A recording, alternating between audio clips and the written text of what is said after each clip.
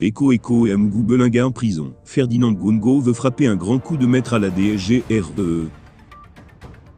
L'inculpation, le 4 mars, de Léopold Maxime Eko dans l'affaire de l'assassinat du journaliste Martinez Ogo, dont la mort a été constatée le 22 janvier, a ouvert la course à son remplacement.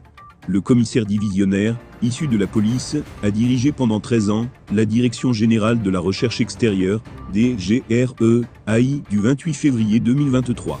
Plusieurs membres de l'entourage du président Paul Biya suggèrent qu'un militaire lui succède, et non pas un policier. Ce ne serait pas une première, le général de gendarmerie Claude Laurent Angouin avait déjà dirigé la structure dans les années 1990.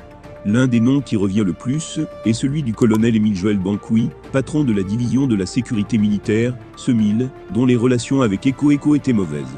Bankoui est un des principaux conseillers du ministre délégué à la Défense, Joseph Beti Assomo, et un proche de l'Israélien Eran Moa, patron du bataillon d'intervention rapide, la garde prétorienne du chef de l'État. Censé partir en retraite au début de cette année, il a été prolongé de 2 ans. Il entretient cependant des relations compliquées avec le secrétaire général de la présidence de la République, SGPR, Ferdinand Ngongo. Le nom du général Donatien Melingui Nouma, actuel inspecteur chargé des forces au ministère de la Défense et ancien coordonnateur des opérations militaires en zone anglophone, est également sur la table. Le choix de Ngongo, pour Ferdinand Ngongo, l'inculpation de son rival constitue une aubaine pour propulser un de ses proches.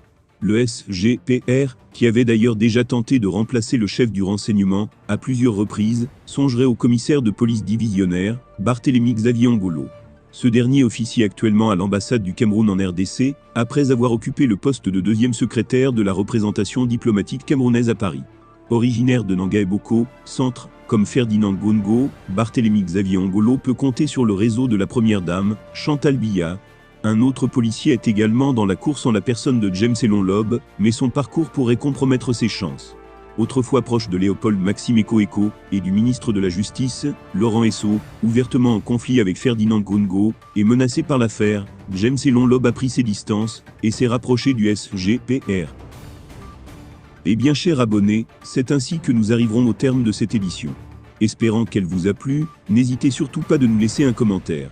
Merci et à bientôt pour une nouvelle édition.